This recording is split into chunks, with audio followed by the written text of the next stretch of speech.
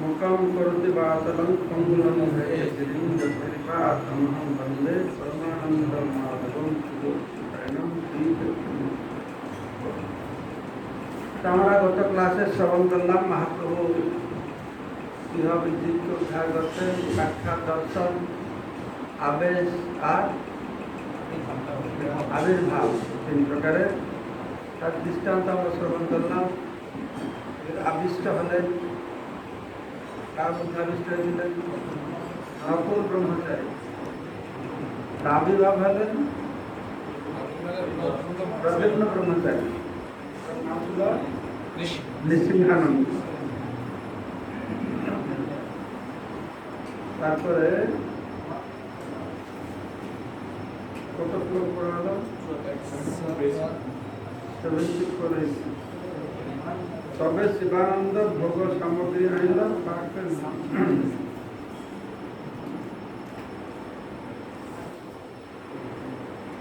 তো সেই দিন মহাপ্রভু সেই বছর বারণ করে দিয়েছিলেন যে কেউ আসবে না, তোমরা হরে কৃষ্ণ হরে। তো মহাপ্রভু এভাবে গিয়ে আবির্ভূত হলেন। বর্ষান্তরে শিবানন্দ লয়া ভক্তগণ নীলাচলে দেখে যায় প্রভুর চরণ। সবার পরবর্তী বছর তো শিবানন্দ সেন সব ভক্তকে নীলাচলে গিয়েছেন মহাপ্রভু দর্শন করবার জন্য। একদিন সভাতে প্রভু বাত চালাইলা, নৃসিংহানন্দের গুণ কহিতে লাগিলাম। একদিন সমস্ত ভক্তের কাছে মহাপ্রভু নৃসিংহানন্দ ব্রহ্মচারী কথা উল্লেখ করেছেন, তার অপ্রাকৃত গুণাবলী বর্ণনা করেছেন। বর্ণাকে বলছেন, কত বর্ষ কৌশ মরে হে করাইল ভজন, কবু নাহি খাইয়াইছে মিষ্টান্ন ব্যঞ্জন। তো মহাপ্রভু বলছেন, নৃসিংহানন্দ কত বছর পৌষ মাসে এইরকম খাওয়ালাম, আমি কোনোদিন এরকম মিষ্টান্ন ব্যঞ্জন খাই না। তো শুনে ভক্তরা খুব আশ্চর্য হয়ে গেছে। শুনি ভক্তগণ মনে আশ্চর্য মানিল, শিবানন্দের মনে তবে প্রত্যয় জন্মিল। যখন মহাপ্রভু বলেছেন তখন শিবানন্দ সেন তিনি বিশ্বাস করছেন, তার আরো বিশাল ভিড় হয়েছে। এইভাবে মহাপ্রভু তিনি আবির্ভাব হতেন। কোথায় কোথায় আবির্ভাব হতেন? এই মতো সচি গৃহে সতত ভজন, সচি মাতার গৃহে প্রতিদিন এসে তিনি ভোজন করতেন। শ্রীবাসের গৃহে করেন কীর্তন দর্শন, শ্রীবাস ঠাকুরের গৃহে কীর্তন দর্শন করতেন। নিত্যানন্দের নৃত্য দেখেন আসিবারে বারে, নিরন্তর আবির্ভাব রাঘবের ঘরে। এবং তিনি সেভাবে নিত্যানন্দের নৃত্য সেখানে উপস্থিত থাকতেন। রাঘব পণ্ডিতের ঘরে নিরন্তর আবির্ভূত হতেন। তো ভগবান এক সময়ে বিভিন্ন জায়গায় তিনি প্রকট হতে পারেন। যেরকম কৃষ্ণ ভগবান একসঙ্গে তিনি প্রতিটি গোপীর সঙ্গে উপস্থিত ছিলেন। যখন সেই 7টা ষাঁড়ের সঙ্গে যুদ্ধ করতে হয়েছিল কোন রাজ্যকন্যাকে বিবাহ করবার জন্য, তো 7 যুগে প্রকট হয় 7টা ষাঁড়ের সঙ্গে তিনি যুদ্ধ করেছিলেন। এরকম ভগবান কৃষ্ণের পক্ষে একসঙ্গে 2 জায়গায় থেকে আবির্ভূত হওয়া কোনো বিরাট ব্যাপার নয়। এইভাবে মহাপ্রভু একসঙ্গে বিভিন্ন জায়গায় তিনি আবির্ভূত হয়ে জীবকে উদ্ধার করতেন। তো প্রেমাবেশ গৌর প্রভু যাহা প্রেমোত্তমা, প্রেমাবেশ হইয়া তাহা দেন দর্শন। গৌর সুন্দর শ্রী চৈতন্য মহাপ্রভু তার ভক্তের প্রেমের অধীন, প্রেমবশ গৌর প্রভু, তিনি প্রেমের অধীন। তাই সেই প্রেমের দ্বারা বশীভূত হয়ে তিনি তার ভক্তদের দর্শন দান করতেন। প্রেমবশ হইয়া তাহা দেন দর্শন। শিবানন্দের প্রেম সীমা কে কহিতে পারে, যার প্রেমে বর্ষ প্রভু আইসে বারে বারে। তো শিবানন্দের প্রেমের সীমা কে বর্ণনা করতে পারে? তার প্রেমে বশভূত হয় শ্রী চৈতন্য মহাপ্রভু বারবার তার কাছে আসতেন। এই তো কহিল কহিল গৌরের আবির্ভাব, ইহা যেই শুনে জানে চৈতন্য প্রভাব। এইভাবে চৈতন্য আবির্ভাব কথা বর্ণনা করলাম। তো সাক্ষাৎ দর্শন, আবেশ আর আবির্ভাব, এই বর্ণনা যিনি শুনবেন তিনি চৈতন্য মহাপ্রভুর প্রভাব চিত্রায়ন করতে পারবেন। বলো তুমি। পুরুষোত্তমে প্রভু পাশে ভগবান আচার্য, পরম বৈষ্ণব দেহ সুপণ্ডিত আর্য। পুরুষোত্তম ক্ষেত্রে শ্রী চৈতন্য মহাপ্রভুর সন্নিধানে ভগবান আচার্য নামক এক ব্যক্তি বাস করতেন, যিনি ছিলেন পরম বৈষ্ণব, মহাপণ্ডিত এবং মহৎ ভদ্র সম্পন্ন। সূক্ষ্ম ভাবাক্রান্ত চিত্ত গোপয় অবতার, স্বরূপ গোসাই সহ সূক্ষ্ম ব্যবহার। তিনি সূক্ষ্মভাবে ভগবানের প্রতি প্রেমপরায়ণ ছিলেন। তিনি ছিলেন গোলক বৃন্দাবনের এক গোপ বালকের অবতার এবং সেই সূত্রে স্বরূপ দামোদর গোস্বামীর সঙ্গে তার গভীর সখ্য ছিল। একান্তভাবে আসিয়াছেন চৈতন্য চরণ, মধ্যে মধ্যে প্রভুর দেহ করেন নিমন্ত্রণ। তিনি ঐকান্তিকভাবে শ্রী চৈতন্য মহাপ্রভু শ্রী পাদপদ্মের আশ্রয় গ্রহণ করেছিলেন এবং মাঝে মাঝে তিনি শ্রী চৈতন্য মহাপ্রভুকে তার গৃহে নিমন্ত্রণ করতেন। ঘরে ভাত করি করেন বিবিধ ব্যঞ্জন, একলে গোসাই লইয়া করানো ভোজন। তিনি তার গৃহে বিভিন্ন প্রকার অন্ন ব্যঞ্জন রন্ধন করতেন এবং শ্রী চৈতন্য মহাপ্রভুকে একলা বসিয়ে ভোজন করাতেন। তার পিতা বিষয়ী বড় শতানন্দ খান, বিষয় বিমুখ আচার্য বৈরাগ্য প্রধান। ভগবান আচার্যের পিতা, যার নাম ছিল শতানন্দ খান, অতি উচ্চপদস্থ রাজপুরুষ, কিন্তু ভগবান আচার্য ছিলেন বিষয়ের প্রতি উদাসীন। তিনি ছিলেন প্রকৃতই বৈরাগী। গোপাল ভট্টাচার্য নাম তার ছোট ভাই, কাশীতে বেদান্ত পড়ি গেলা তারই ঠাঁই। গোপাল ভট্টাচার্য নামক ভগবান আচার্যের ছোট ভাই কাশীতে বেদান্ত অধ্যয়ন করার পর তার গৃহে যান। আচার্য তাহারে প্রভু পদে মিলাইলা, অন্তর্যামী প্রভু চিত্তে সুখ না পাহিলা। ভগবান আচার্য তার ভাইকে শ্রী চৈতন্য মহাপ্রভুর কাছে নিয়ে যান, কিন্তু শ্রী চৈতন্য মহাপ্রভু গোপাল ভট্টাচার্যকে মায়াবাদী জেনে তার সঙ্গে সাক্ষাৎ করে অন্তরে সুখ পেলেন না। তো গোপাল ভট্টাচার্য ছিল ভগবান আচার্যের ছোট ভাই। তখন কাশীতে মায়াবাদীদের খুব প্রভাব ছিল। তো মায়াবাদী মানে যারা শঙ্কর, তো মায়াবাদী মানে কি? কৃষ্ণাপরাধী। মায়াবাদী মানে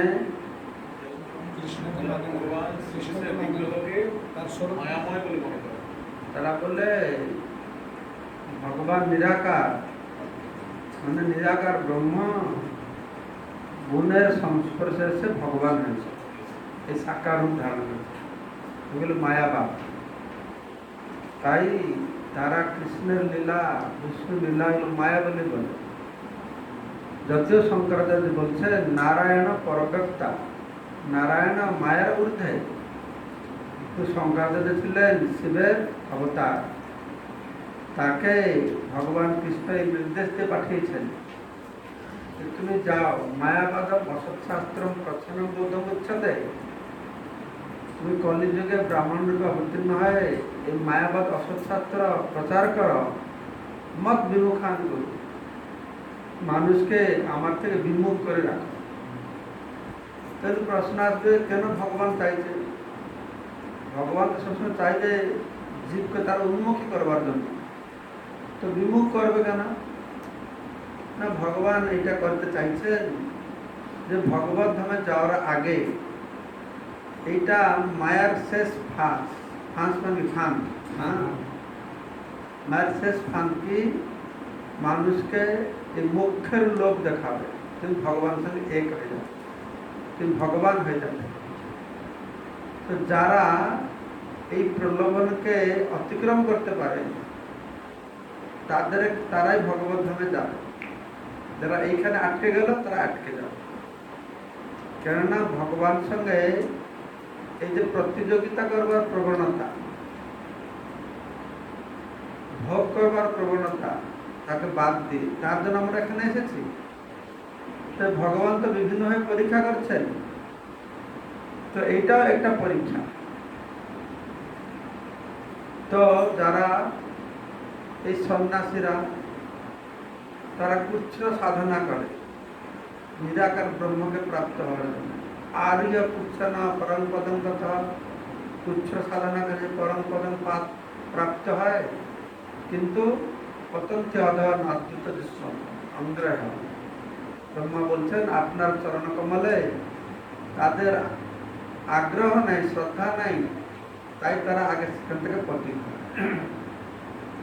তো তারা সংসার সব কিছু ত্যাগ করে, তুচ্ছ সাধনা করে, জগৎ মিথ্যা ব্রহ্ম সত্য বলে, ভোগ বাসনা এসব মায়া বলে। প্রভুপাদ বলছেন আমাদের ধর্ম অর্থ কাম মোক্ষের মধ্যে যে মুখ্য কামী যারা, তারা সব কিছু ভোগ বাসনা থেকে মুক্ত, কোনো ভোগ বাসনা তাদের নেই। প্রভুপাদের উক্তি আলাদা রকম। প্রভুপাদ বলছেন এই মুখ্যকামী যারা, এরা মানে সব থেকে বেশি ভোগের বাসনা আছে। কিরকম?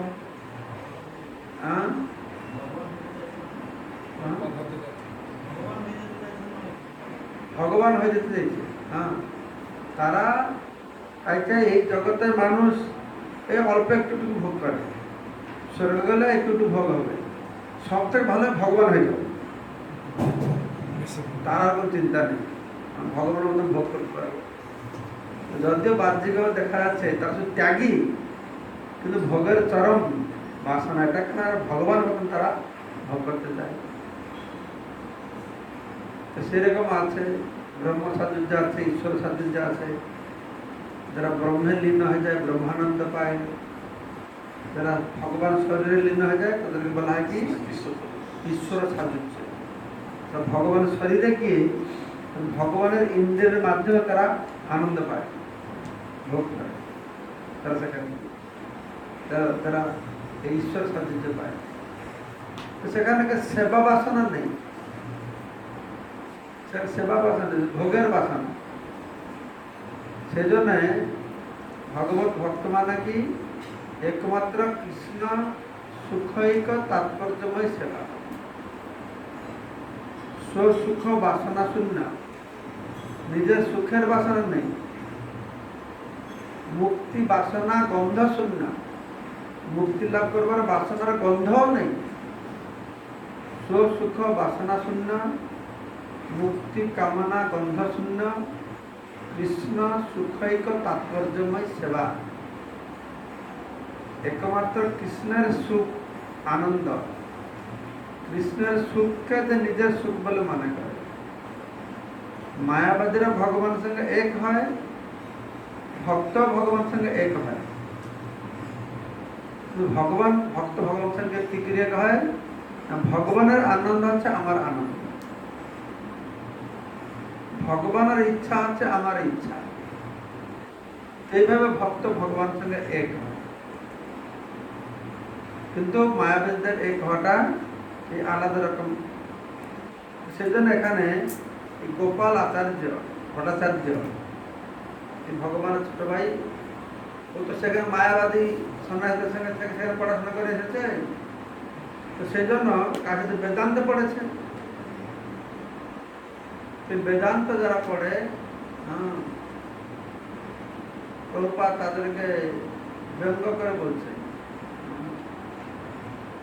তো এরা কি করছে? বলছে যে বেদ বৃক্ষের ফলস্বরূপ হচ্ছে কি ভাগবত। নিগমকল্পতর গলিতম ফলম সুসম্ভাতম ধ্রুবসংযুতম। তো সমস্ত এই বৃক্ষের সার হচ্ছে আম। তো প্রভুপাদ বলছেন এরা মায়াবাদীরা মুক্তিকামেরা এরা কি করছে, গাছ চাপাচ্ছে, আমরা কি করছি, সুন্দর ফল খাচ্ছি, কতটা ফল খাচ্ছে, আর এরা গাছ চাপাতে দাঁত গুলো পড়ে গেছে, বেদান্ত হয়ে গেছে। বেদান্ত বলতে দাঁত নেই, এইরকম কোথায় লেগেছিল। তো মহাপ্রভু এই মায়াবাদীদেরকে খুব সতর্ক করে রাখতেন। মায়াবাদী ভাষ্য শুনলে মায়াবাদী ভাষ্যগুলো অত চমৎকার প্রেজেন্টেশন দেবে, যে কোনো লোক প্রভাবিত হয়ে যাবে। সেজন্য ভক্তের কোনো সময় মায়াবাদীদের কাছে যেতে হবে। মায়াবাদী আর সহজে, এই দুটো সবচেয়ে ডেঞ্জার। তো মহাপ্রভু এই মায়াবাদীদের খুব গুরুত্ব দিয়েছেন, যেন তখন সহজে প্রভাব ছিল না মনে হয়। মহাপ্রভু চলে যাওয়ার পরে মায়াবাদীদের সহজেদের প্রভাব বেড়ে গেল। মহাপ্রভু যে প্রেম ভাব এইসব দেখে সবাই নকল করতে শুরু করে দিল, ঘোটাঘটি দিল, কান্না করলো। বাংলাদেশে গেলে সব দেখা যাবে বিভিন্ন রকমের অপকার শুরু করে দিল কৃষ্ণ নামে। চার বড় সমস্যা হয়ে উঠল। গুরু মহারাজ বলছিলেন যে মায়াবাদী থেকে এই সহজে আরো ডেঞ্জারাস। কেন ডেঞ্জারাস? এই জন্য ডেঞ্জারাস যে মায়াবাদী দেখলে বাইরে বোঝা যায় ওটা মায়াবাদী, তাহলে তুমি দূরে থাকবে, তো সহজে তো বুঝতে পারবে না।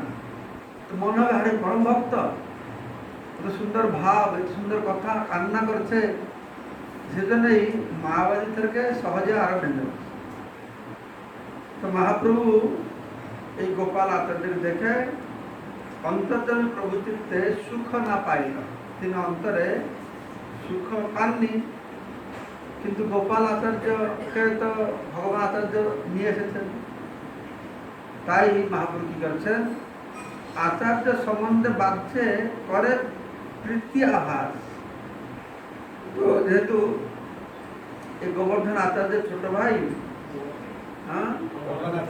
ভগবান আচার্যের ছোট ভাই, মহাপ্রভু কি করছেন, তাকে এই বাহিরে একটু প্রীতি দেখাচ্ছেন। কৃষ্ণ ভক্তি বিনা প্রভু না হয় উল্লাস।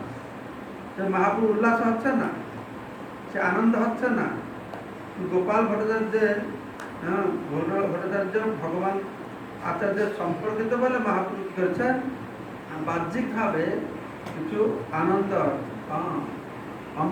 অভিনয় তিনি দেখিয়েছেন। স্বরূপ গোসাইরে আচার্য কহে আর দিনে, বেদান্ত পড়িয়া গোপাল আসিয়াছে এখানে। সবে মেলি আইস শুনি ভাষ্য ইহার স্থানে, প্রেম ক্রোধ করি স্বরূপ বলয়ে বচনে। বুদ্ধি ভ্রষ্ট হইল তোমার গোপালের সঙ্গে, মায়াবাদ শুনিবারে উপজিল রঙ্গে। ভগবান আচার্য স্বরূপ দমকে বলছেন, ছোট ভাই তো বেদান্ত পড়িয়েছে বনারসে, খুব আনন্দ, আমার ছোট ভাই কত বেদান্ত পড়েছে। গিয়ে আর লোক খোঁজে বললো স্বরূপ দমদের কাছে গিয়েছে। তো স্বরূপ দামকে বলছেন যে আমার ভাই বেদান্ত পড়াশোনা করে এসছে, একটু কোথা থেকে, আমি কাশি থেকে, চলো যাই তার কাছে বসে বেদান্ত শুনি। তখন স্বরূপ দমদর রাগ করে, প্রেম ক্রোধ করে স্বরূপ বলে বলছেন তোমার বুদ্ধিভ্রষ্ট, তোমার গোপালের সঙ্গে তোমার বুদ্ধিভ্রষ্ট হয়েছে, এই মায়াবাদের কথা শুনবার জন্য তোমার ইচ্ছা হয়েছে। তাকে এরকম তাকে করছেন প্রেম ক্রোধ, তাকে দর্শন করাচ্ছেন, প্রেমের বসে ক্রোধ প্রদর্শন করিয়েছেন। একদিন স্বরূপ দামোদর গোস্বামীকে ভগবানাচার্য বললেন, আমার ছোট ভাই গোপাল বেদান্ত দর্শন অধ্যয়ন করে এখানে এসেছে, তার ভাষ্য শোনার জন্য একদিন তোমরা সকলে এসো। প্রেমের বসে ক্রোধ প্রদর্শন করে স্বরূপ দামোদর গোস্বামী তখন তাকে বললেন, গোপালের সঙ্গ প্রভাবে তোমার বুদ্ধি ভ্রষ্ট হয়েছে এবং তাই তুমি মায়াবাদ শোনবার জন্য এত আগ্রহী হয়েছ। বৈষ্ণব হইয়া যেবা শারীরিক ভাষ্য শুনে, সেব্য সেবক ভাব ছাড়ি আপনারে ঈশ্বর মানে। কোন বৈষ্ণব যখন বেদান্ত সূত্রের মায়াবাদ ভাষ্য শারীরিক ভাষ্য শ্রবণ করে, তখন সে সেব্য সেবক ভাব পরিত্যাগ করে নিজেকে ঈশ্বর বলে মনে করে। তো বেদান্ত দর্শনের যে ভাষ্য, বহু ভাষ্য রয়েছে। তো শঙ্করাচার্য যে ভাষ্যটা লিখেছেন সে শারীরিক ভাষ্য বলছে, শ্রী সম্প্রদায় রামানুজাচার্য ভাষ্য লিখেছেন, বিশিষ্ট অদ্বৈতবাদ দর্শন ভাষ্য বর্ণনা করা হয়েছে।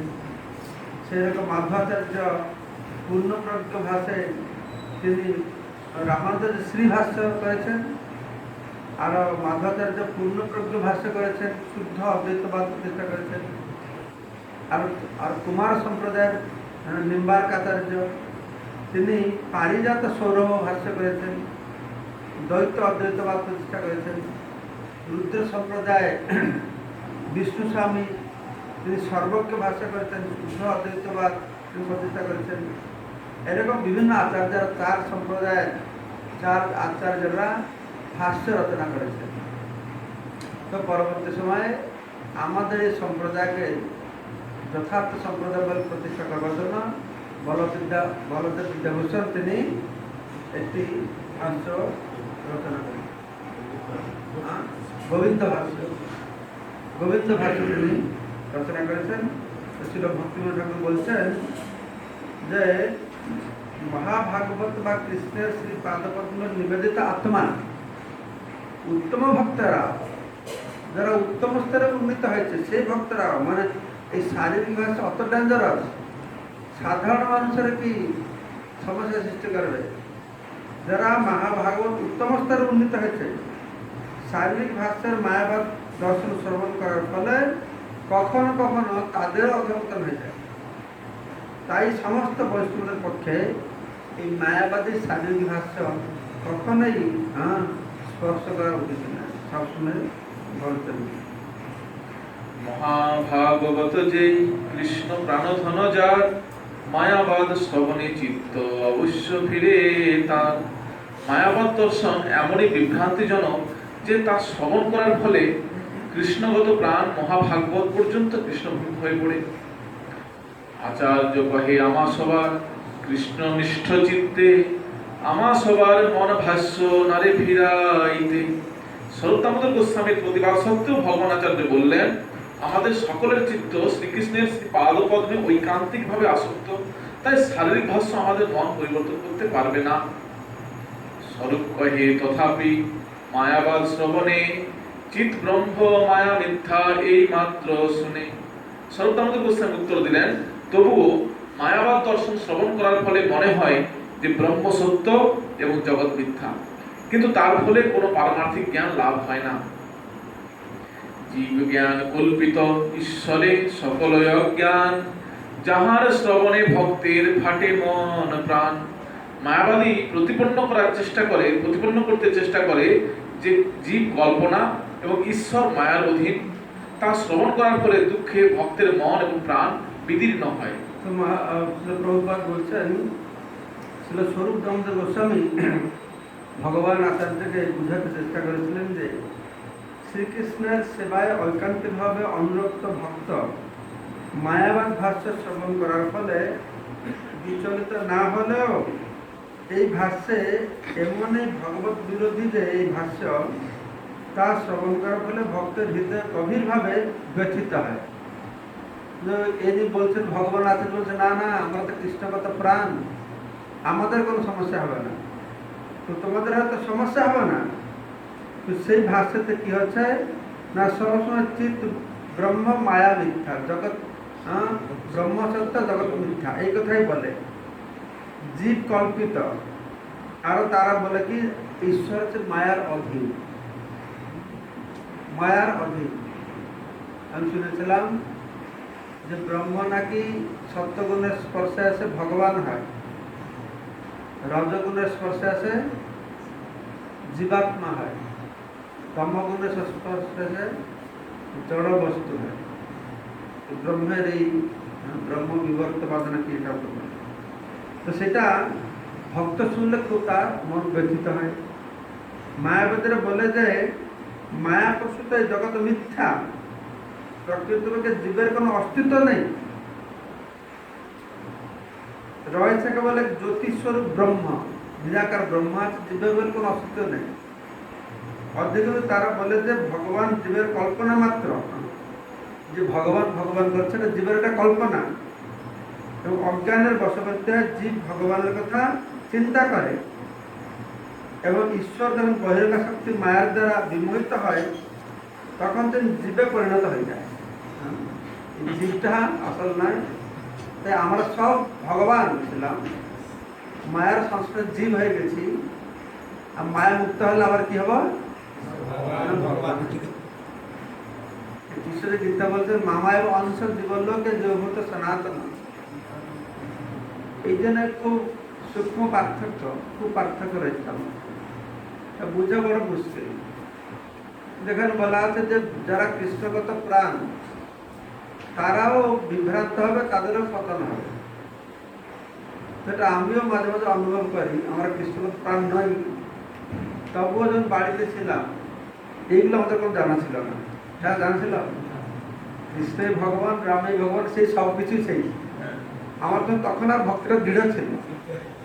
এই সব কথা শুনে কোনটা সত্যতা নেই, এটা ঠিক না ওটা ঠিক, ওরা ওদের তর্ক যদি না শুনে ভালো হবে, ওদের আভাস শুনে শুনে মনে সন্দেহ আসছে, তাহলে ওদের যদি ঠিকভাবে শ্রবণ করা হয় তাহলে তো সব ছেড়ে ছেড়ে যেতে হবে।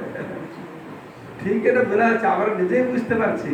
হ্যাঁ, বলতে বাড়িতে থেকে রামকে আমি যেভাবে গ্রহণ করতাম, কৃষ্ণ যেভাবে গ্রহণ করা হতো, এখানে সাকার নিরাকার সে বিভিন্ন রকমের, তারপরে ততগুলো কিছু ভণ্ড ভগবান এসে গেছে, তারা ভগবানকে নকল করে লীলাবিলাস করে, তখন ভগবান কৃষ্ণ ব্যবহার করে না তো, মহাপ্রভু এরকম করেছিল না তো, বিভিন্ন প্রকার সন্দেহ আসবে।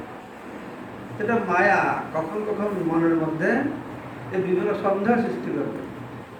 তাই যারা সাধুগুরু বৈষ্ণবদের আনুগত্য থাকবে, সান্নিধ্যে থাকবে, তাদের নির্দেশ পালন করবে, তারাই এই সমস্যাকে উত্তীর্ণ হতে পারবে।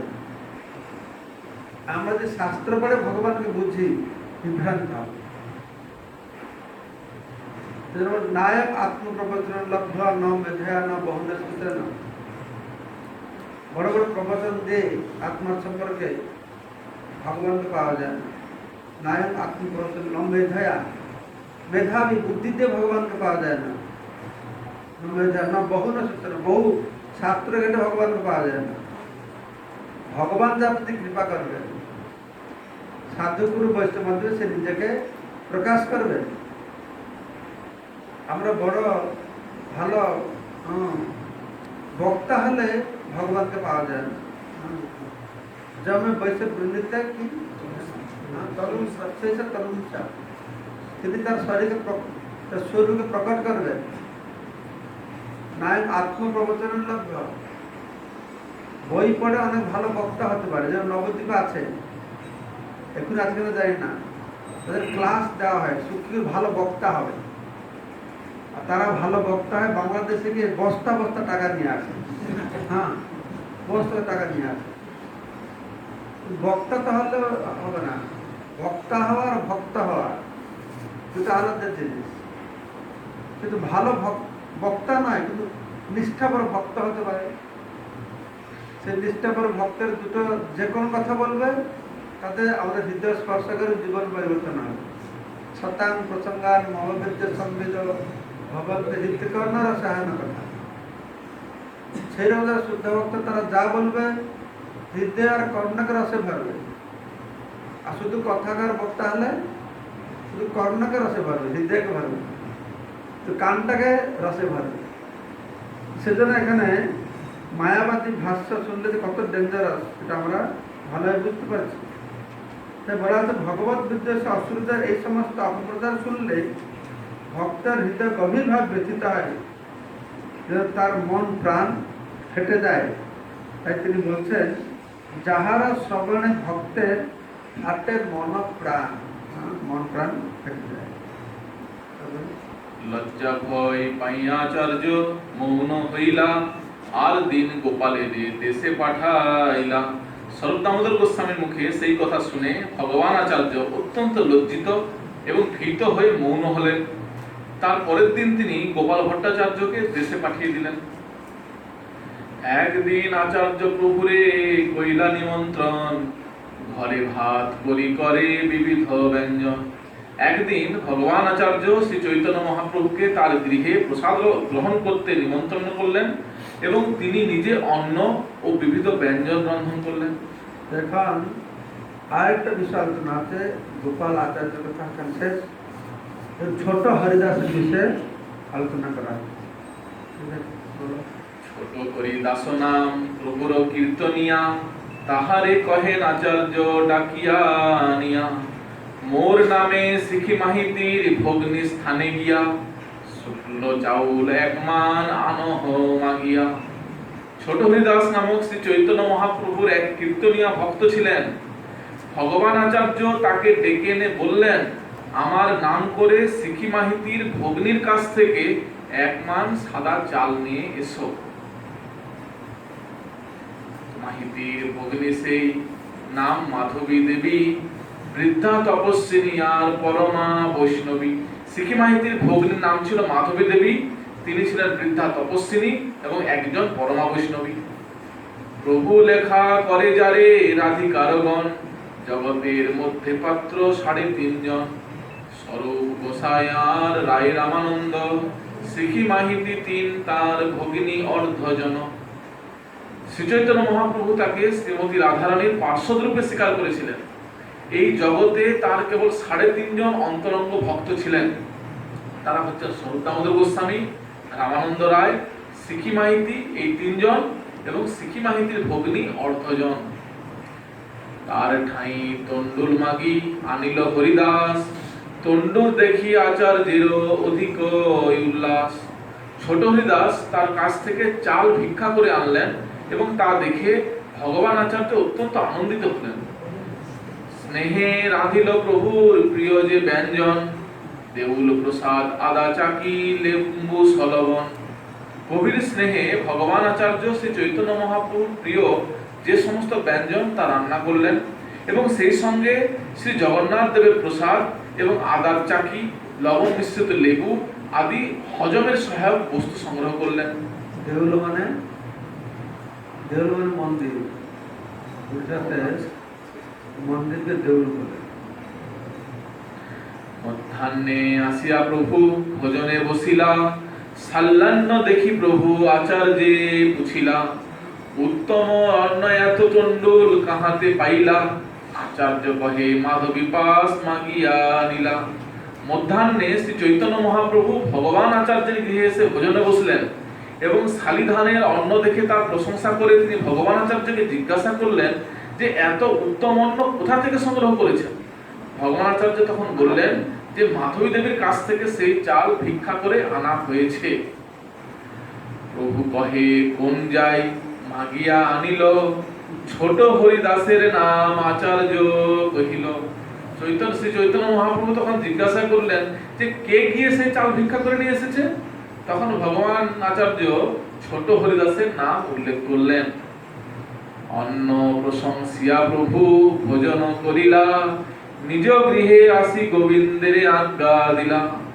আজি হইতে এই মোর আজ্ঞা পালিবা, ছোট হরিদাসে ইহা আসিতে না দিবা। সেই অন্নের প্রশংসা করে শ্রী চৈতন্য মহাপ্রভু ভোজন করলেন এবং তারপর গৃহে ফিরে এসে তিনি গোবিন্দকে নির্দেশ দিলেন আজ থেকে ছোট হরিদাসকে এখানে আসতে দেবে না। তার মানা হইল হরিদাস দুঃখী হইল মনে, কিলা গিয়া তার মানা কেহ নাহি জানে। ছোট হরিদাস যখন শুনলেন যে শ্রী চৈতন্য মহাপ্রভু তাকে তার কাছে আসতে নিষেধ করেছেন, তখন তিনি অত্যন্ত দুঃখিত হলেন। মহাপ্রভু যে কেন তাকে এইভাবে তার কাছে আসতে নিষেধ করেছেন তাকেও বুঝতে পারল না। 3 দিন হইল হরিদাস করে উপবাস, স্বরূপাদি আসি পুছিলা মহাপ্রভুর পাস। কোন অপরাধ প্রভু কইল হরিদাস, কি লাগিয়া দ্বার মানা করে উপবাস। ছোট হরিদাস 3 দিন উপবাস করলেন। তখন স্বরূপ দামোদর গোস্বামী প্রমুখ শ্রী চৈতন্য মহাপ্রভু সমস্ত অন্তরঙ্গ পার্শ্বদেরা মহাপ্রভুকে জিজ্ঞাসা করলেন, প্রভু কোন অপরাধের ফলে তুমি হরিদাসকে তোমার কাছে আসতে নিষেধ করেছ? গত 3 দিন ধরে সে সম্পূর্ণরূপে উপবাসী রয়েছে।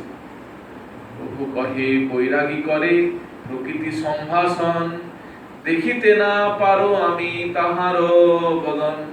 শ্রী চৈতন্য মহাপ্রভু বললেন বৈরাগ্য অবলম্বন করার পর যে অন্তরঙ্গ ভাবে স্ত্রী লোকের সঙ্গে কথা বলে আমি তার মুখ দর্শন করতে পারি না।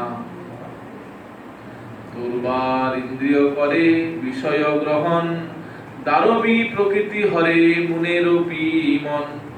ইন্দ্রগুলি এমনই প্রবলভাবে ইন্দ্রের প্রতি আসক্ত যে কাষ্ঠ নির্মিত স্ত্রী মূর্তি পর্যন্ত মুনিদের চিত্ত হরণ করে। মাত্রা শোষা দুহিত্রা বা অবিবিক্ত সনো ভবে, বলবান ইন্দ্রিয় গ্রাম বিত্তাং সমপিকর্ষতি। মায়ের সঙ্গে, বোনের সঙ্গে এবং কন্যার সঙ্গে নির্জন স্থানে উপবেশন করা উচিত নয়, কেননা বলবান ইন্দ্রিয় সমূহ বিদ্বান ব্যক্তিরও মন আকর্ষণ করতে পারে। ক্ষুদ্র জীব সব মর্কট বৈরাগ্য করিয়া, ইন্দ্রিয় চড়াইয়া বলে প্রকৃতি সম্ভাসিয়া। দীপ্তহীন এবং সামর্থ্যহীন বহু ব্যক্তি বাঁদরের মতো বৈরাগ্য গ্রহণ করে ইতস্তত বিচরণ করে ইন্দ্রতৃপ্তি সাধন করে এবং অন্তরঙ্গভাবে স্ত্রীলোকেদের সাথে মেলামেশা করে। তো সেজন্য বৈষ্ণব ধর্মে এই যে যারা যোগী, যারা জ্ঞানী, তারা ইন্দ্রিয় নিগ্রহ করে কিরকম না, বিষয় থেকে নিজেকে দূরে রাখে, সেজন্য কিন্তু যারা বৈষ্ণব তাদের বৈরাগ্যটা এরকম নয়, বিভিন্ন প্রকারের বৈরাগ্য আছে। কিরকম? একটা হচ্ছে মর্কট বৈরাগ্য, আর ফল্গু বৈরাগ্য, আর শ্মশান বৈরাগ্য, আর পেট ভরলে বৈরাগ্য। পেট ভরে গেছে, কেউ মহাপ্রসাদ দেবে, তুলসী পাতা নেবে, যেখানে নির্বন্ধ কৃষ্ণ সম্বন্ধে যুক্ত বৈরাগ্য উচ্চতে। সব কিছুকে কৃষ্ণ সম্বন্ধ তারা তাদের যুক্ত বৈরাগ্য বলা আছে। কিন্তু সেজন্য বৈরাগী মানে যারা বৈরাগী, তারা স্ত্রী সম্ভাষণ করবে না, তারা গৃহস্থ স্ত্রী সম্ভাষণ করবে, তারা পুত্র সন্তান উৎপন্ন করবার জন্য। তো এরকম একটা আমাদের ভক্তি লাইনে একটা সুন্দর সিস্টেম রাখা হয়েছে যে যার নিজের নিজের স্বভাব অনুসারে সে তার কি করবে, সে একটা আশ্রম গ্রহণ করে, তার সে ভগবানের ভজন করে।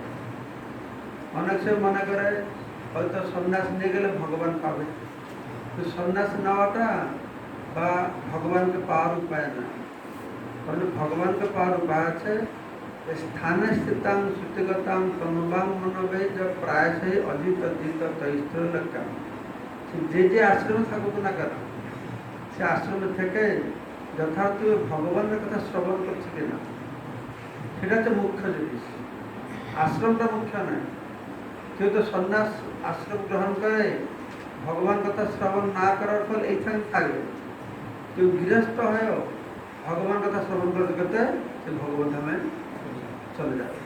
সেজন্য এখানে মহাপ্রভু বলছেন ক্ষুদ্র জীব সব মর্কট বৈরাগ্য করিয়া, ইন্দ্রিয় চরে বলা প্রকৃতি সম্ভার। এ তো কহি মহাপ্রভু অভ্যন্তরে গেলা, গোসাইয়ের আবেশ দেখি সবে মৌন হেলা। তো মহাপ্রভুটা বলে ভিতরে চলে গেছেন, আর মহাপ্রভু এরকম ক্রোধ দেখে সব মৌন হয়ে গেছে। তো মহাপ্রভুর এই সমস্ত লীলা বোঝা বড় মুশকিল।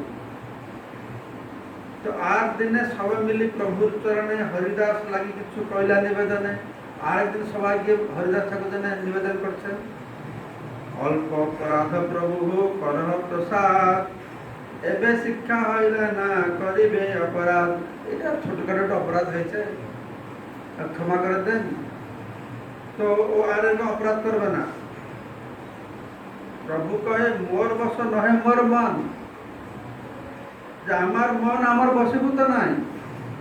প্রকৃতি সম্ভাষী বৈরাগী না করে দর্শন। বৈরাগী হয়ে যে প্রকৃতি সম্ভাষণ করে, আমার মন তাকে দর্শন করতে পারে না। নিজ কার্যে যাহ সবে, ছাড়ো বৃথা কথা, পুনঃ যদি কহ আমা না দেখিবে হেতা। এই বৃথা আলোচনা ত্যাগ করে তোমরা তোমাদের কর্তব্য কর্ম করো। আবার যদি তোমরা এই বিষয়ে আলোচনা করো, তাহলে আমি এখান থেকে চলে যাব এবং তোমরা আমাকে আর দেখতে পাবে না।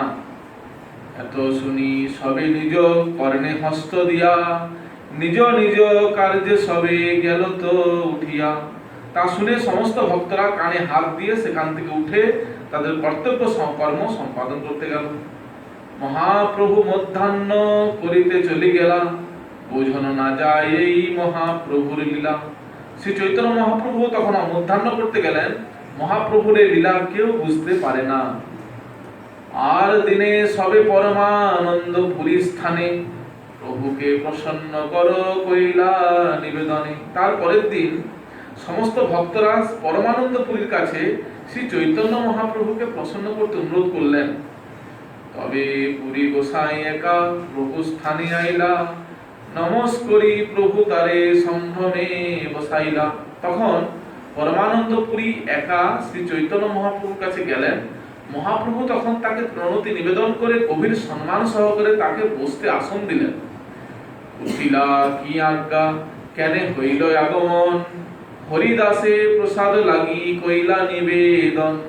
শ্রী চৈতন্য মহাপ্রভু তখন তাকে জিজ্ঞাসা করলেন, আপনি আপনার কি আদেশ, কেন আপনি এখানে এসেছেন? পরমানন্দ পুরী তখন তাকে অনুরোধ করলেন হরিদাসকে যেন কৃপা করেন। শুনিয়া কহেন প্রভু, শুনহ গোসাই, সব বৈষ্ণব লইয়া তুমি রহ এই ঠাই। মোরে আজ্ঞা হয় মুই যাই আলারনাথ, একলে রইব তাহা গোবিন্দ মাত্র সাথ। এই অনুরোধ শুনে শ্রী চৈতন্য মহাপ্রভু বললেন, প্রভু সমস্ত বৈষ্ণবদের নিয়ে আপনি এখানে থাকুন, আর আমাকে আজ্ঞা দিন আমি আলারনাথে গিয়ে একলা থাকবো এবং গোবিন্দ কেবল আমার সঙ্গে থাকবে। এত বলি প্রভু যদি গোবিন্দে বলাইলা, পুরীরে নমস্কার করি উঠিয়া চলিলা। এই বলে শ্রী চৈতন্য মহাপ্রভু গোবিন্দকে ডাকলেন এবং পুরী গোসাইকে নমস্কার করে সেখান থেকে উঠে আলালনাথের দিকে যাত্রা করলেন। আস্তে ব্যস্তে পুরী গোসাই প্রভু আগে গেলা, অনুনয় করি প্রভুরে ঘরে বসাইলা। পরমানন্দ পুরী তখন দ্রুত শ্রী চৈতন্য মহাপ্রভুর সামনে গিয়ে তাকে বহু অনুনয় বিনয় করে ঘরে বসালেন। তোমার যে ইচ্ছা করো স্বতন্ত্র ঈশ্বর, এবা কি বলিতে পারে তোমার উপর। লোকহিত লাগি তোমার সব ব্যবহার, আমি সব না জানি গম্ভীর হৃদয় তোমার। পরমানন্দ পুরী তখন বললেন, প্রভু তুমি স্বতন্ত্র ঈশ্বর, তোমার যা ইচ্ছা তুমি তাই করো। তোমার ইচ্ছার উপর আর কে কি বলতে পারে? জনসাধারণের মঙ্গলের জন্যই তোমার এই ব্যবহার। তোমার গম্ভীর হৃদয়ের উদ্দেশ্য বোঝা আমাদের পক্ষে সম্ভব নয়। এত বলি পুরী গোসাই গেলা নিজ স্থানে, হরিদাস স্থানে গেলা সব ভক্তগণে। এই বলে পরমানন্দ পুরী তার নিজ গৃহে ফিরে গেলেন এবং তারপর সমস্ত ভক্তরা ছোট হরিদাসের কাছে গেল। স্বরূপ গোসাই কহে শুনো হরিদাস, সবে তোমার হিত বাঞ্ছি করহ বিশ্বাস। প্রভু হটে পড়িয়াছে স্বতন্ত্র ঈশ্বর, প্রভু কৃপা করিবেন যাতে দয়ালু অন্তর। তুমি হট কইলে তার হট সে বাড়িবে, স্নান ভোজন করো আপনি ক্রোধ যাবে। স্বরূপ দামোদর গোস্বামী তাকে বললেন, হরিদাস বিশ্বাস করো, আমরা সকলে তোমার হিত কামনা করি। প্রভু স্বতন্ত্র ঈশ্বর, তিনি এখন ক্রোধ ভাব অবলম্বন করেছেন, অথচ তার অন্তর অত্যন্ত দয়ালু এবং তাই তিনি কখনো না কখনো কৃপা করবেন। কিন্তু তুমিও যদি হটকারিতা করো তাহলে তার ক্রোধ আরো বাড়তে থাকবে। তাই তুমি স্নান ভোজন করো, প্রভুর ক্রোধ আপনার থেকে চলে যাবে। এত বলি তারে স্নান ভোজন করাইয়া, আপন ভবন আইলা তারে আশ্বাসিয়া। এই বলে স্বরূপ দামোদর গোস্বামী হরিদাসকে স্নান ভোজন করিয়ে এবং তাকে সান্ত্বনা দিয়ে গৃহে ফিরে গেলেন। প্রভু যদি যান জগন্নাথ দর্শনে, দূরে রহি হরিদাস করে ন দর্শনে। শ্রী চৈতন্য মহাপ্রভু যখন মন্দিরে জগন্নাথ দেবকে দর্শন করতে যেতেন তখন দূরে দাঁড়িয়ে হরিদাস তাকে দর্শন করতেন।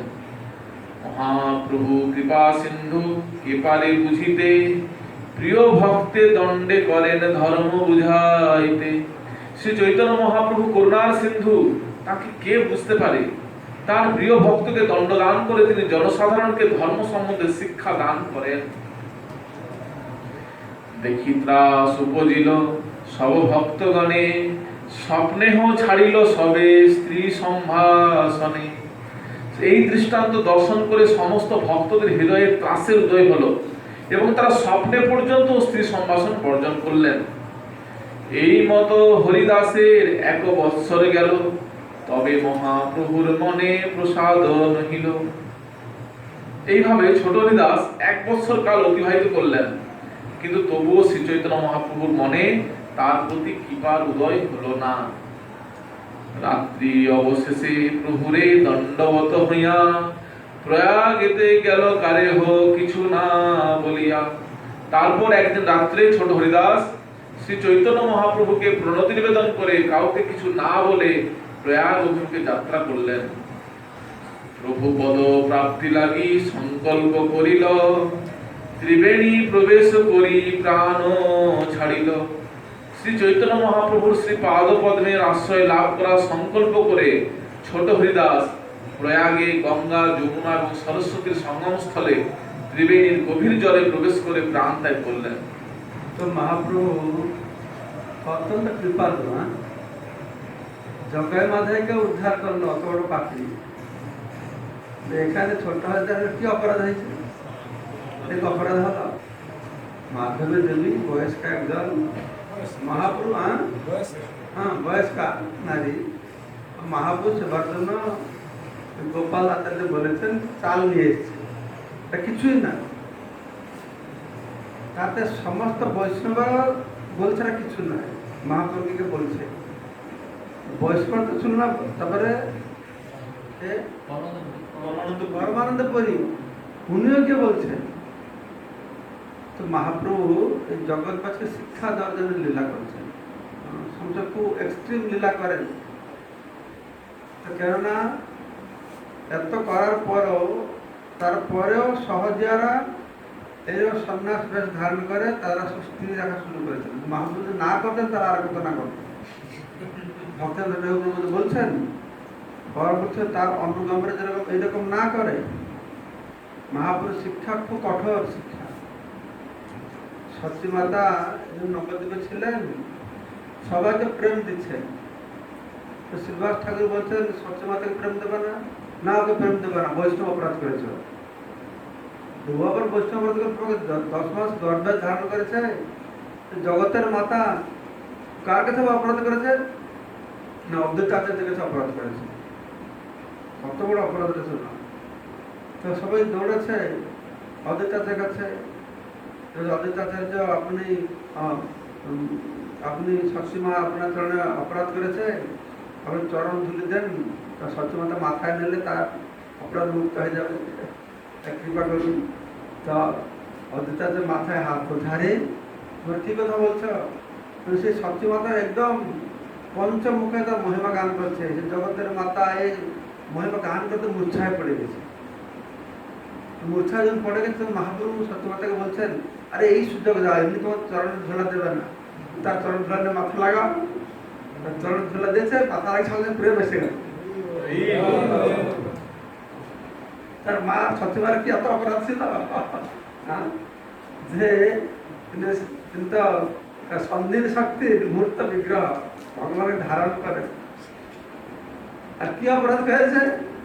অপরাধটা কি হয়েছে? যখন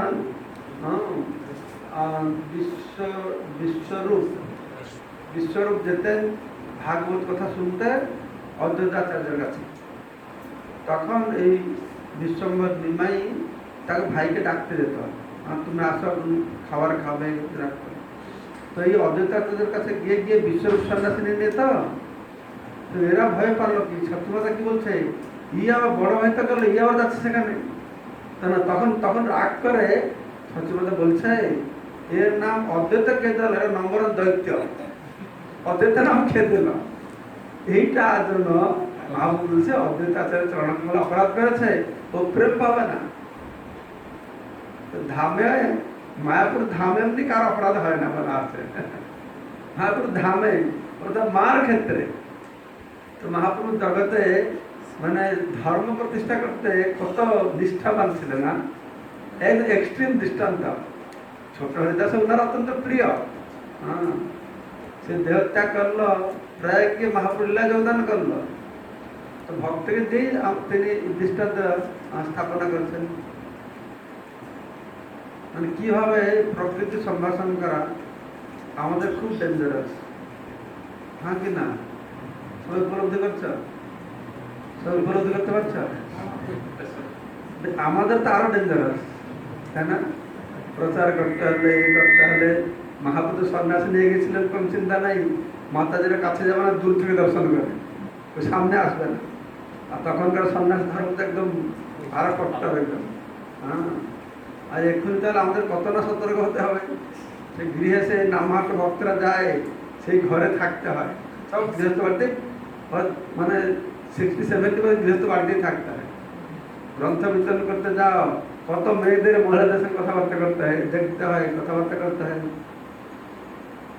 আর একটা কি হয় না, প্রকৃতি তো মহিলাদের, যেমন করে মহিলা কেউ মেয়েকে দেখে, তার একটা মহিলা সুলভ লক্ষণ আছে, তাই না?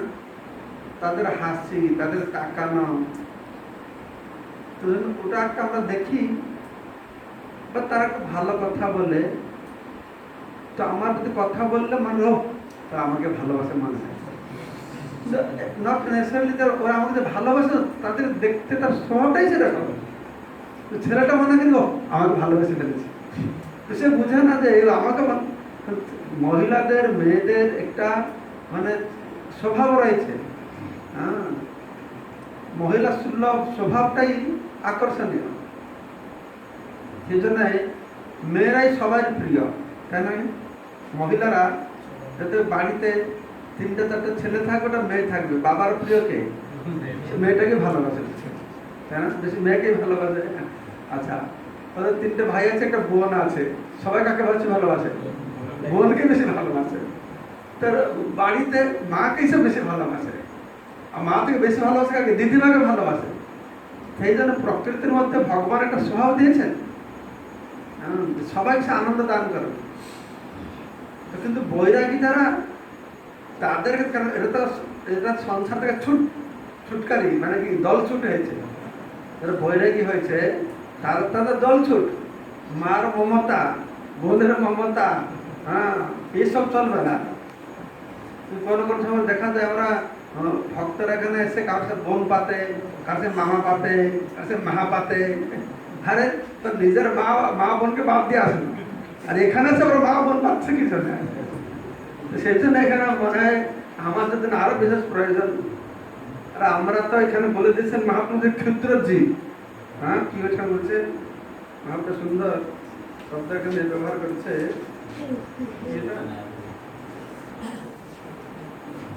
ক্ষুদ্র জীব সব মর্কট বৈরাগ্য বানায়া। ক্ষুদ্র জীব সব মর্কট বৈরাগ্য করিয়া। আমরা সব মর্কট বৈরাগ্য করেছি, আমরা কি ক্ষুদ্র জীব? আমরা তো ক্ষুদ্রাতি ক্ষুদ্র জীব মনে হয়, আমরা ক্ষুদ্র থেকেও আরম্ভ করি না। তো এখানে আমাদের কে রক্ষা করবে? একমাত্র সাধুগুরু বৈষ্ণব কৃপা, ভগবানের কৃপা হলে আমরা এই জায়গায় রক্ষা করতে পারবো। যদি গুরু মহারাজ বলছিলেন, এই নাম কোনো কথাতে বলছেন, এই নামহট্ট ভক্তরা যে যায়, অত গৃহস্থ বাড়িতে থাকে, বছরের পর বছর প্রচার করছে। কিছু কিছু ভক্তের সমস্যা হয়, কিন্তু অধিকাংশ ভক্ত সেই কবে থেকে 40 বছর ধরে গৌরাঙ্গের মা থেকে শুরু করে, তারপরে বর্মনেত্র, তারপরে বিশ্বজিৎ, তারপরে কি গৌরাঙ্গ মহারাজ, সে 20-30-40 বছর ধরে গুরুমার বলছেন এরা অত গৃহস্থবাদী গিয়েও কি করে এদের ভক্তি জীবনকে এদের পতন হয় না, তার কারণে নিত্যানন্দ প্রভু এদের রক্ষা করে, প্রচার করে। তার নিত্যানন্দ প্রভুর আশ্রয় নেবে, তার নিত্যানন্দ প্রভু তাদের রক্ষা করবে। আমরা সবাই নিত্যানন্দকে সবসময় প্রার্থনা করতে হবে। আমাদের কোনো শক্তি নেই, মায়াকে আমরা অতিক্রম, মায়া আমাদের, মায়া সবাইকে তাকায়, আমাদের দিকে মায়া তাকায়, তাকায় না? তাকায় না? হ্যাঁ কি না?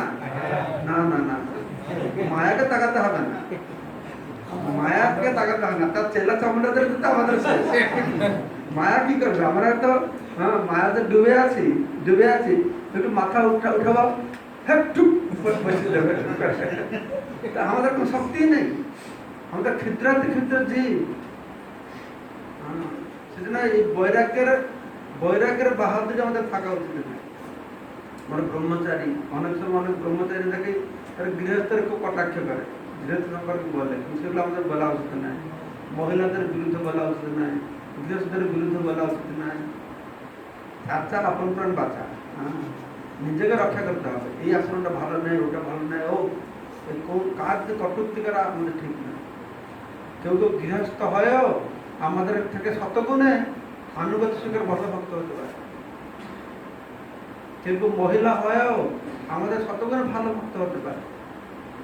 সেজন্য অন্য আশ্রম বা অন্য নারীর প্রতি কোনো সময় আমাদের নিন্দা করতে হবে না, স্তুতিও করতে হবে না, নিন্দা স্তুতি কিছু করতে হবে না। সেজন্য আমরা নিজেদের কত নগণ্য এটাকে মনে রেখে সবসময় নিত্যানন্দের উপর কৃপার উপর নির্ভর করতে হবে, করে ভগবত ভক্তি আমাদের করতে হবে। সেইখানে দিব্য দেহে প্রভু স্থানে আইলা, প্রভু কৃপা পাইয়া অন্তর ধানে রহিলা। এইভাবে দেহত্যাগ করা মাত্রই তিনি দিব্য দেহ প্রাপ্ত হয়ে শ্রী চৈতন্য মহাপ্রভুর কাছে গেলেন এবং তার কৃপা লাভ করলেন, কিন্তু তিনি অন্তর্ধানেই রইলেন। অন্তর্ধান মানে কি দেখা গেল না, সে দিব্য দিব্য দেহ লাভ করলো কিন্তু তাকেও দেখতে পারলো না। গন্ধর্ব দেহে গান করেন অন্তর্ধানে, রাত্রে প্রভুরে শোনায় গীত অন্যে নাহি জানে।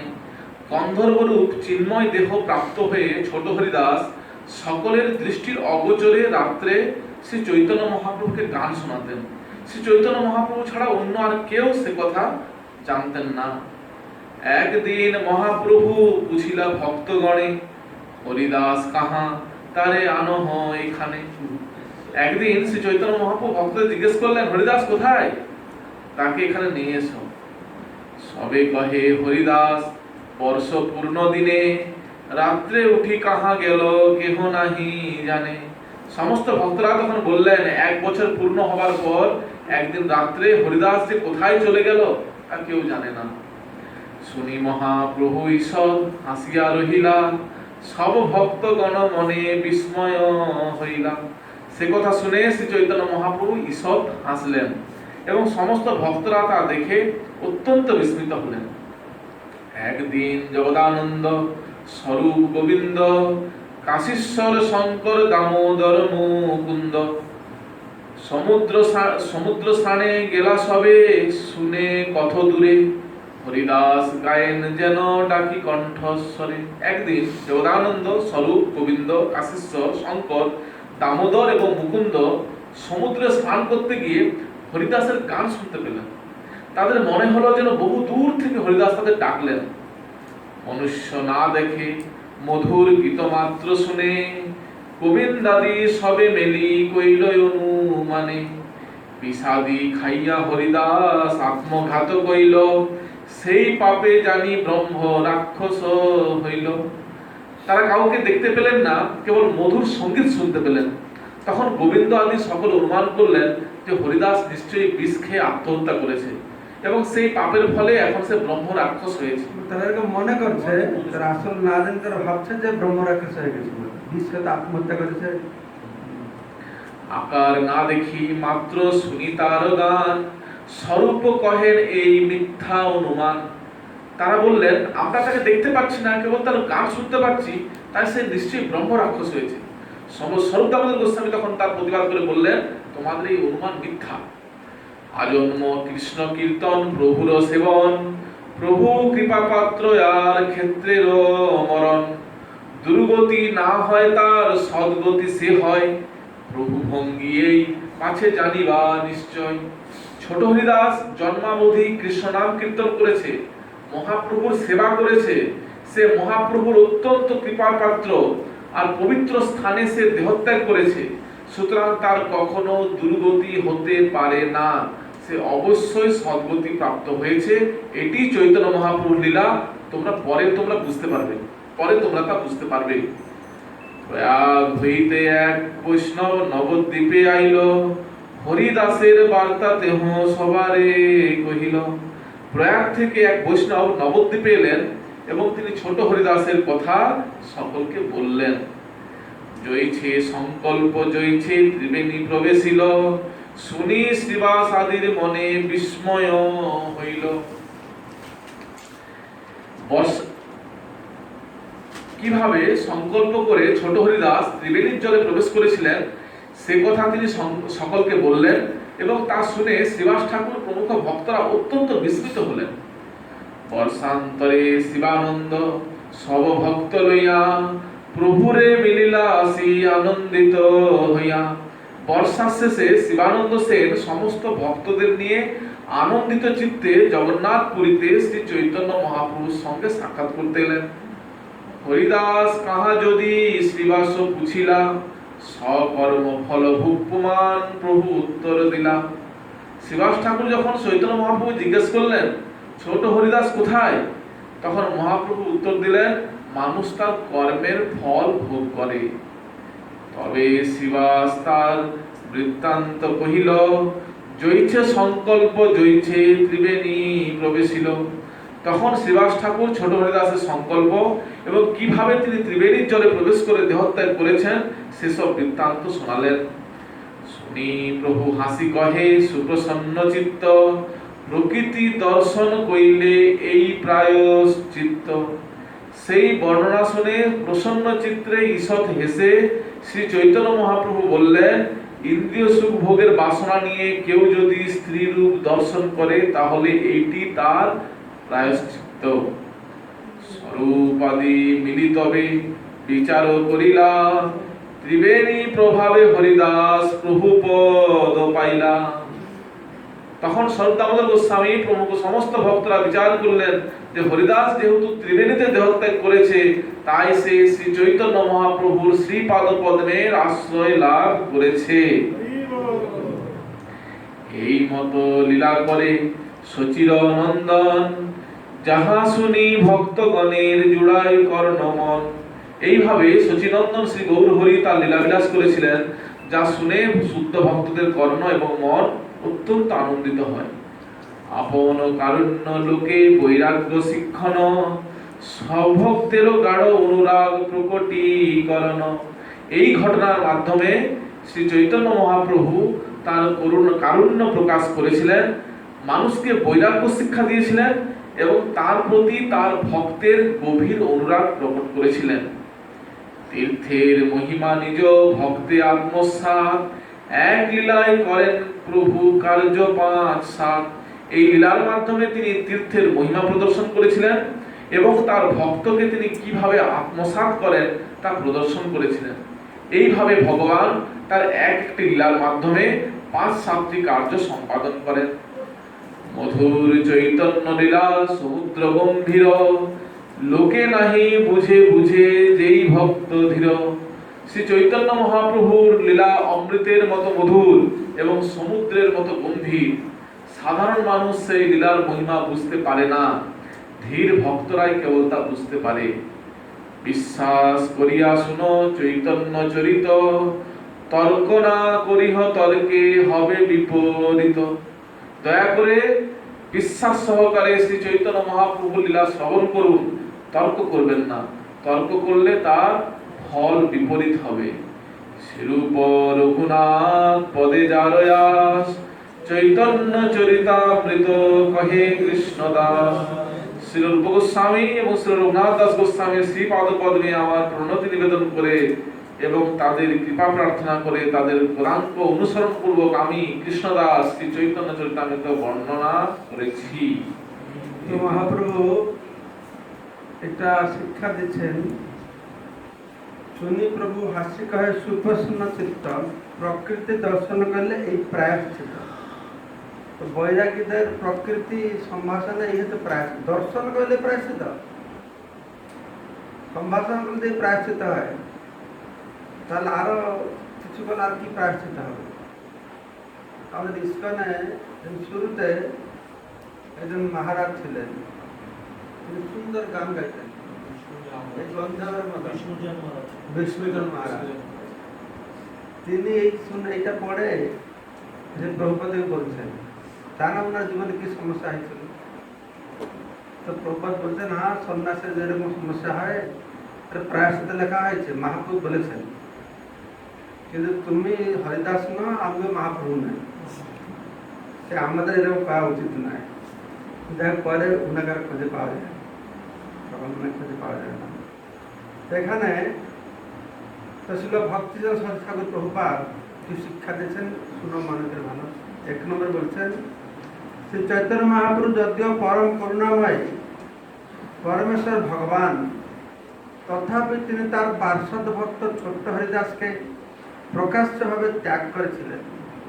কারণ তিনি যদি তাকে ত্যাগ না করতেন তাহলে কপট ভক্তরা এই ঘটনার অজুহাতে অবৈধ স্ত্রীর সঙ্গে তারা লিপ্ত হতো। এই ধরনের কার্যকলাপ শ্রী চৈতন্য মহাপ্রভুর প্রদর্শিত পবিত্র পন্থাকে কলুষিত করত এবং তার ফলে কলিকালের দুর্বল জীব প্রাকৃত সহজিয়া প্রভৃতি জড়ীয় অপধর্ম ও উপধর্মকে বৈষ্ণব ধর্ম বলে মনে করে নরকে কষ্টে থাকত। তাহলে তার ফলে শ্রী চৈতন্য মহাপ্রভুর করুণার পরিচয় হতো না। তো মহাপ্রভু এই সহজাদের জন্য এই লীলাটি করলেন। কেননা লোকের ব্যাপার হচ্ছে, কেউ ভক্তি জীবনে এসেছে, বৈরাগ আচরণ করছে, অনেক সতর্ক অবলম্বন করছে, তা সত্ত্বেও সঙ্গের প্রভাবে পূর্ব স্বভাবের পক্ষেও পথভ্রষ্ট হয়ে গেল, একটা আলাদা ব্যাপার। ভগবান বলছেন তাকে আমি অতিশয় লাইনে নিয়ে আসবো। কিন্তু যারা জেনে শুনে সন্ন্যাস হয়ে একটা সেবাদাসী রাখবে, এইটাই ভক্তির পন্থা, তাহলে অবস্থাটা কি হবে? আসলে মহাপ্রভুর পরে আমাদের শ্যামানন্দ, আরো নরোত্তম দাস ঠাকুর, শ্রীনিবাস আচার্য, এদের সব প্রচার ভালো হলো। তাদের পরে সারা বাংলায় এই সহজে ভরে গেছে, সহজে ভরে গেছে। পরবর্তী ভক্তিবিধ ঠাকুর এসে লেখা হয়েছে যে এক সময় এরকম অবস্থা হয়ে গেছিল, এই বৈষ্ণবদের তথাকথিত মহাপ্রভু অনুগামী যারা সহজিয়া, তাদেরকে দেখলেই লোক ঘৃণা করত, বৈষ্ণব দেখলে ঘৃণা করত। তারা মনে করতো বৈষ্ণব মানে রান্ডি রাখে। এটা এটা কমন, সাধারণ একটা সমাজ, সাধারণ একটা জিনিস হয়ে গেছে। কোন ভদ্র ঘরের মানুষেরা বৈষ্ণবের ধারে পাশে আসতো না, তারা মহিলাদেরকে তাদের কাছে পাঠাতো না, তারা জানতো এরা কি নিচ্ছু। তাহলে ছিল ভক্তিবিনোদ ঠাকুর নাকি যখন চৈতন্য চরিতামৃত চৈতন্য মহাপ্রভু পাঠ করেছেন, তখন তিনি বৈষ্ণব বলতেন, আরে এই সহজার যেভাবে উপস্থাপন সেটা তো নয়, মহাপ্রভু তো খুব শক্ত এইসব ব্যাপারে। তখন তিনি যথার্থ মহাপুরুষ শিক্ষাধারাকে আবার পুনঃস্থাপন করেছেন। তো সেখানে নয়, ছিল ভক্ত বলছেন যে এই সহজিয়া, প্রাকৃত সহজিয়া, এরকম করেন। প্রচারকারী বৈষ্ণব আচার্যের আসন ও আচরণকারী ভক্তের আসন কিরকম হওয়া উচিত, এই দণ্ড প্রদান করার মাধ্যমে চৈতন্য মহাপ্রভু তার সকলকে উপদেশ দিলেন। 3 নম্বর, শ্রী চৈতন্য মহাপ্রভু শিক্ষা দিলেন যে শুদ্ধ ভক্তের সরল হওয়া কর্তব্য ও সব রকম পাপকর্ম থেকে মুক্ত হওয়া কর্তব্য, কেননা তাহলে কেবল ভগবানের যথার্থ সেবক হওয়া যায়। শ্রী চৈতন্য মহাপ্রভু তার অনুগামীদের শিক্ষা দিলেন কিভাবে কৃষ্ণের বিষয় ভোগ ত্যাগ রূপক বৈরাগ্য, অবলম্বন করতে হবে। 4 নম্বর, শ্রী চৈতন্য মহাপ্রভু দেখালেন যে তার ভক্তদের চরিত্র কত নির্মল এবং উচ্চ ও লোভনীয় আদর্শ স্বরূপ। শুদ্ধ ভক্তদের তিনি যে কিভাবে নিজজন জ্ঞানে গ্রহণ করেন এবং কৃষ্ণেতর বিশ্বানুরাগের ছায়াতে যে কিরকম বিশ্বময় ফল উৎপন্ন হয় তা তিনি প্রদর্শন করলেন। ছোট্ট হরিদাসকে দণ্ড দেওয়ার মাধ্যমে চৈতন্য মহাপ্রভু প্রতি তার কৃপা প্রদর্শন করলেন। এইভাবে তিনি দেখালেন তার প্রতি ছোট্ট হরিদাসের ভক্তি ও অনুরাগ কত গভীর ছিল, এটাও জগৎবাসীকে দেখাচ্ছেন। তার এই ভক্তির মহিমা প্রদর্শন করার জন্য তিনি তার সামান্য ত্রুটিও সহ্য করতে প্রস্তুত ছিলেন না। শ্রী চৈতন্য মহাপ্রভু গভীর অনুরাগের পাত্র হতে বাসনা করলে শুদ্ধ ভজনেচ্ছুক ভক্তরা সর্বপ্রকার দৈহিক ইন্দ্রিয় সুখ লালসা সর্বতভাবে ত্যাগ করবেন, তা না হলে শ্রী গৌরহরি তাকে গ্রহণ করবেন না। কেউ যদি প্রয়াগ, মথুরা বা বৃন্দাবনাদি পবিত্র বিষ্ণু তীর্থে দেহত্যাগ করেন, তাহলে তিনি তার সমস্ত পাপ মুক্ত হয়ে পরমেশ্বর ভগবানের শ্রী পাদপদ্মের আশ্রয় লাভ করবেন। ধামে থাকলে তার কি গতি হবে। তার সর্বশেষে বলা আছে যে যাই করুক না কেন আশ্রয় লইয়া ভজে তারে হরি নাহি তেজে। সব সময় সাধুগুরু বৈষ্ণবদের আনুগত্যে থেকে হরিভজনা করতে হবে। আমরা কেউ শুদ্ধ নেই, কেউ পবিত্র নেই, আমরা সবাই এই মর্কট বৈরাগ্য। কিন্তু আমরা মর্কট বৈরাগ্য হলেও আমরা যদি শুদ্ধ ভক্তের আনুগত্য থাকে, যারা আসল বৈরাগ্য, আমাদের প্রভুপাদের আনুগত্যে থাকি, তাহলে কি হবে না আমাদের হয়তো জীবনে কিছু আশা থাকবে। কারণ আশ্রয় লইয়া ভজে তারে হরি নাহি তেজে। সেই জন্য বলা আছে যারা অনুগত শুদ্ধ ভক্তে অধপতন হলেও তিনি ভগবানের কৃপার প্রভাবে ভগবত ধাম ফিরে যাওয়ার সুযোগ পান। অনুগত শুদ্ধ ভক্ত, আমরা যদি সবসময় শুদ্ধ ভক্তের আনুগত্যে থাকবো, তাহলে আমাদের জীবন আমরা সফল করতে পারবো। চৈতন্য মহাপ্রভু এই লীলার মাধ্যমে একটা বিরাট কঠোর শিক্ষা সবাইকে দিয়েছেন। সর্বত তার করুণা যে কিভাবে তিনি বিস্তার করবেন।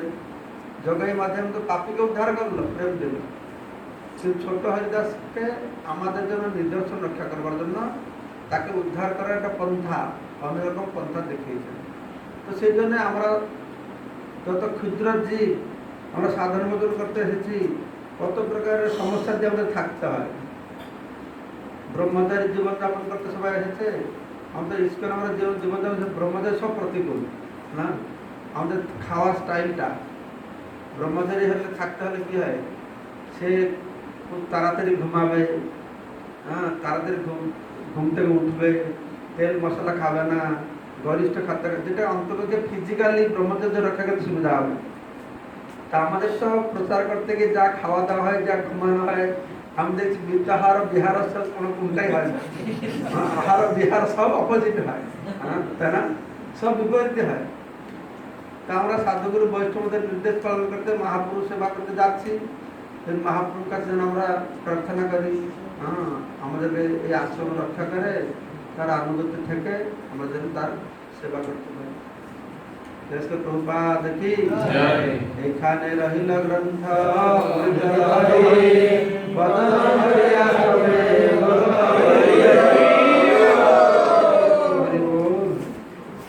चैतन्यमृतम की सर्वभक्तवृंद की गौर प्रेमानंदे।